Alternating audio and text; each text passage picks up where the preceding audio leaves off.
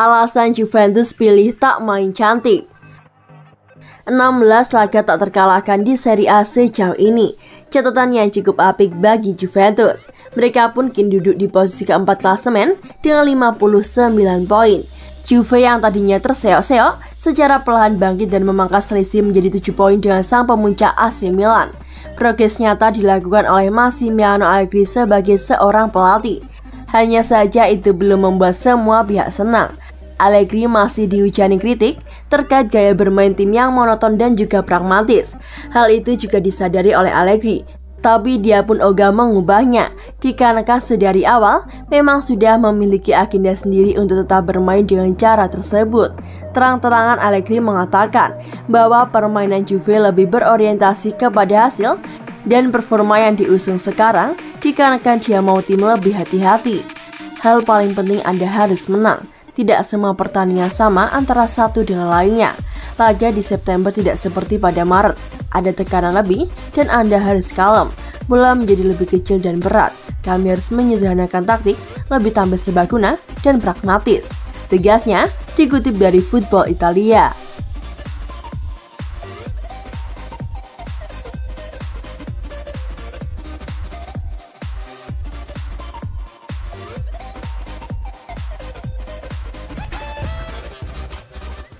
Opsi lebih murah ketimbang Darwin Núñez, Arsenal mulai kejar penyerang Juventus.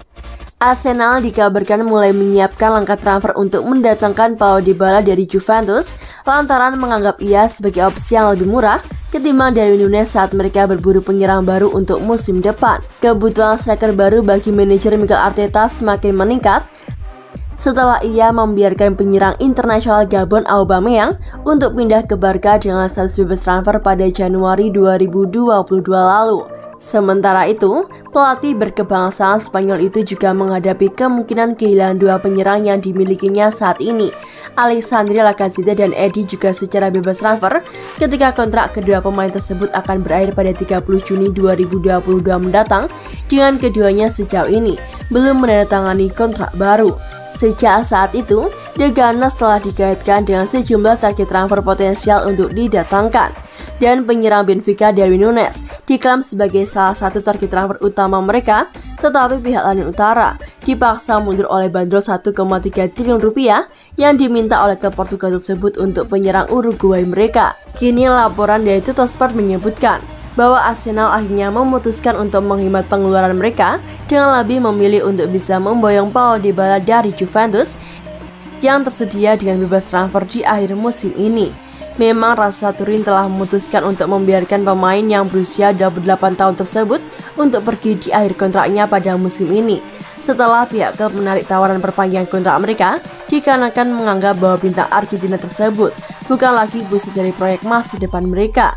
Selain itu, tuntutan gaji dari Paulo Dybala juga dianggap terlalu memberatkan bagi Juventus yang sangat ingin mengurangi tagihan gaji mereka secara dramatis. Dan sekarang, Arsenal akan berharap memanfaatkan situasi tersebut dengan membawa pemain berjuluk La Joya tersebut.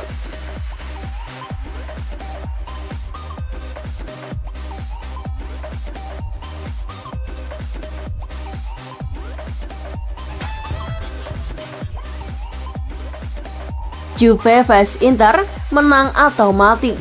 Juventus berhadapan dengan Inter Milan pada akhir pekan ini. Kedua tim bakal merugi jika mendapatkan hasil imbang. Juve vs Inter berlangsung di Allianz Stadium pada Senin, 4 April 2022 dini hari waktu Indonesia Barat. Singonya tuas dan duduk di posisi keempat klasemen Liga Italia dengan mengoleksi 59 poin. Hanya tertinggal 1 poin dari Inter selaku penghuni posisi ketiga. Pasukan Massimiliano Allegri berada dalam tren bagus di Liga dengan catatan 16 laga beruntun tanpa kekalahan, 11 menang dan 5 imbang. Nerazzurri malah dalam tren negatif dengan meraih 2 kemenangan, 5 hasil imbang, dan 2 kekalahan pada 9 laga beruntun. Pertemuan ini tentu akan sangat menarik. Ex-pelatih asal Italia Fabio Capello menyebut Juve dan Inter bakal saling bunuh. Mengenai Inter, saya tak melihat tim yang dihancurkan. Mereka akan kembali bahkan jika banyak tergantung pada pertandingan melawan Juventus, kata Capello kepada La Gazzetta dello Sport. Hasil imbang akan seperti kekalahan bagi keduanya. Juventus perlu mengambil lebih banyak resiko, tetapi Inter tak bisa senang dengan hasil imbang. Milan saat ini memimpin klasemen dengan 66 poin. Napoli di urutan kedua dengan 60 poin. Jangan lupakan Napoli, mereka telah meningkat pesat dengan pelatih yang tahu kemana harus membawa mereka. Milan tanpa beban, itulah kuncinya. Mereka menghibur untuk ditonton dan pelatih melakukan pekerjaan yang sangat baik. Seperti setiap tim muda, mereka memiliki pasang surut. Awasi daftar pertandingan mereka karena itu tidak akan mudah. Tegasnya mengakhiri.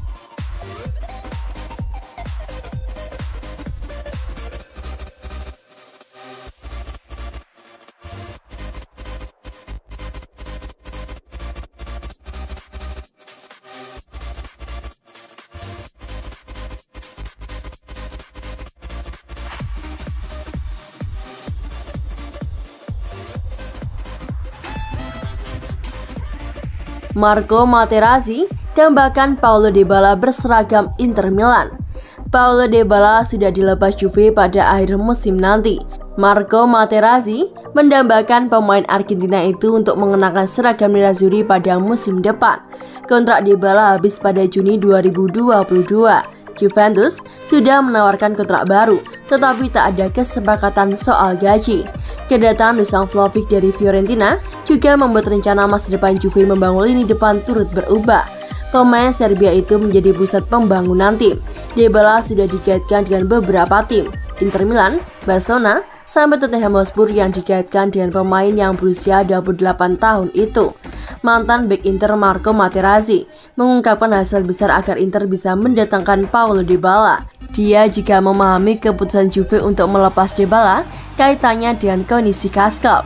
Sangat mungkin Juve mencoba untuk mengoreksi kesalahan dari masa lalu. Mereka menaruh semuanya pada Ronaldo dan itu tak bagus buat mereka, kata Materazzi pada Football Italia. Arriva Bene diminta untuk menyeimbangkan pembukuan, jadi Juventus harus mengambil beberapa keputusan. Bagaimanapun, Juventus melakukan perekrutan luar biasa dengan Vlahovic. Mereka sudah menyelesaikan masalah di depan selama 7 atau 8 tahun.